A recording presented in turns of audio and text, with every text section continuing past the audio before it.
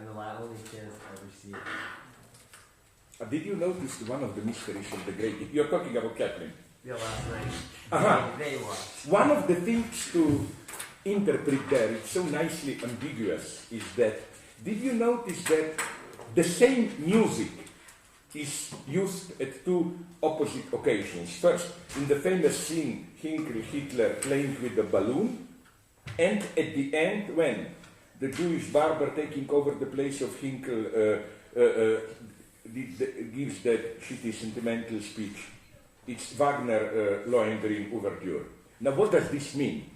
You can read it, my friend Michel Chion, the French guy, tries to read it in an optimist, positive way, that it means nothing is unredeemable. Like, even something that appears to be appropriated by the bad guys can be turned blah, blah, blah. But my idea is far more pessimist one.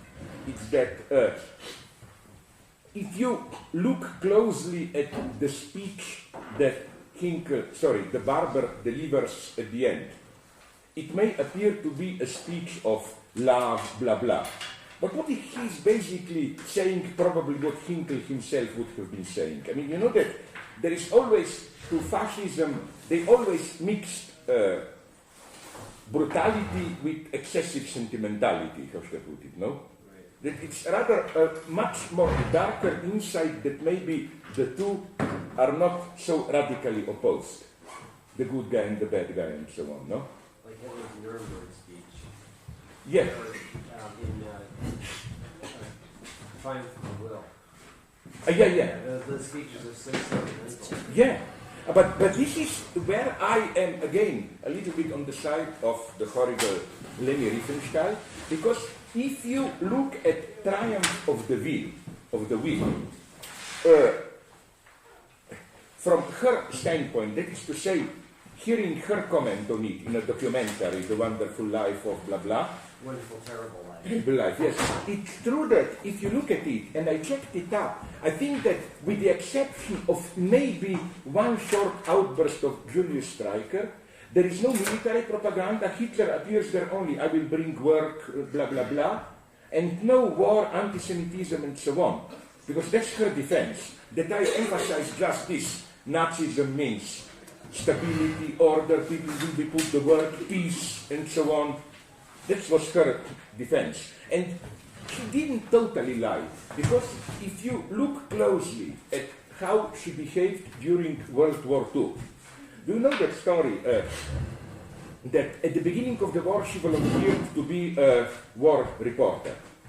Then she was in Poland and she witnessed a scene when some German soldiers were shooting, I don't know, some Polish civilians and do you know that it's a unique document?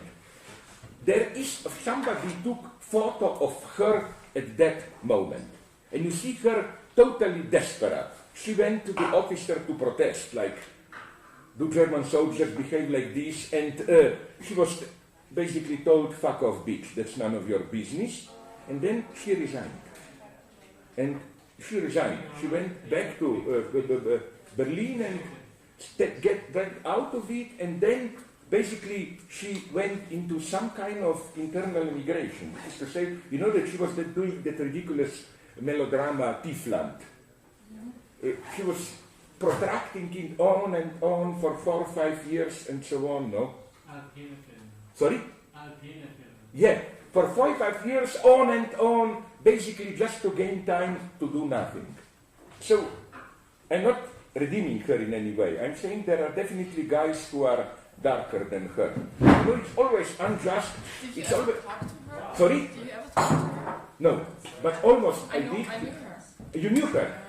I spent 3 weeks of my holidays with her once on the Maldives when like Really? yeah, and she was like what 99 and she was shooting a underwater. I know, that's madness. I know. Yeah. I know what is with these old Nazis, like her or Hans-Georg Gadamer. He was giving talks in 101, 102. I claim you should be like Simon Wiesenthal. You must be an old Nazi or an old Jew who survived Auschwitz. Only this type of guys can then function till one. But how was she? She was probably a little bit of conceited, arrogant, but how was she? No, like for instance, she never left house without complete makeup. So she was always perfectly styled. I mean, just what tells us that about her. She always was wearing a mask, no? She was there with her 60-year-old boyfriend. And she was like 40 years old. Yeah, 60. And she was always perfectly styled. That was amazing. She went diving first thing and she goes home 2 hours, puts on everything. And she was putting these really eccentric colors like blue and pink and in her eyelashes. Yeah, but wasn't there nonetheless, maybe an effect of the ridicule in this? Like, yeah, somehow. Yeah. But I think not for her. Not for her, and like her hair, she was wearing her hair like this all the time. And she was like commanding this boyfriend around, so he was like her slave. Oh, really? I would like to have a woman to command me like this. No problem. Yeah, but you know what interests me? And she was the queen of the island, of course.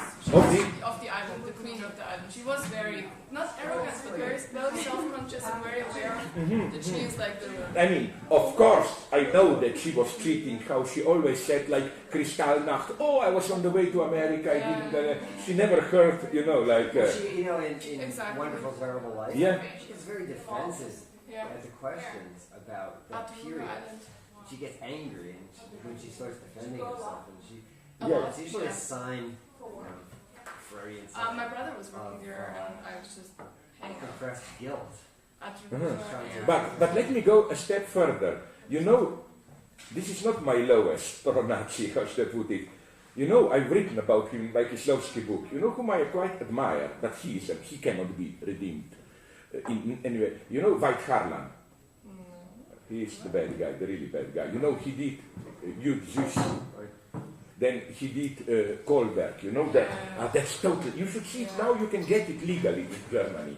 Kohlberg is, you know that Goebbels got an idea after seeing Gone with the Wind, that it looks crazy, that it's not a joke, that the only thing that can save Germany is to do a big mega hit like Gone with the Wind, and then showing it to the soldiers, it will give them new elan. So in the summer of 44, they started to shoot the biggest spectacle. It's called Kohlberg. Kohlberg is a small city now in the north of Poland, which was the city which resisted to Napoleon to the end. And then in the last minute it survived. Not as White Harlan presented it because of their heroism, but because simply there was then a temporary truce. And okay, but the point is that the idea was to present the heroism of this city and it was madness. In the fall of 44, you know, Germans, everything bombed, needing soldiers, everything. Goebbels got it that they withdrew some 50,000 soldiers from the Eastern Front. They put them in, they made that, how to call that, the military factories producing the uniforms. They made them produce tens of the thousands of uniforms from Napoleonic times. They built big, how to call it, sets and so on to do this. It was total madness. And it didn't, of course it didn't work, but how? The problem is that it was finished only in the early 45.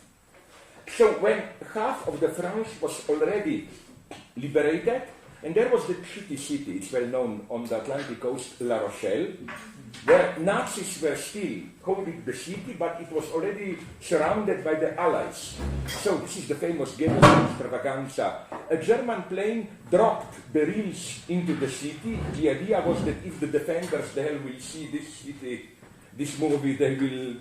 But it's total madness, this film. You can get this movie? You can get in Germany.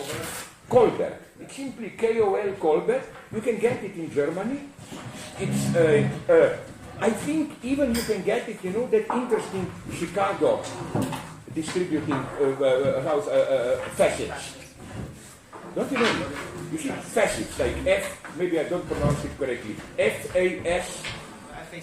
E-T-S, facets. It's, they are the biggest for the distribution of all this third world art and so on, but also all kinds of extravaganza and so on, old movies, silent movies. They are extraordinary. They have, no, you should. You even can go. They have a store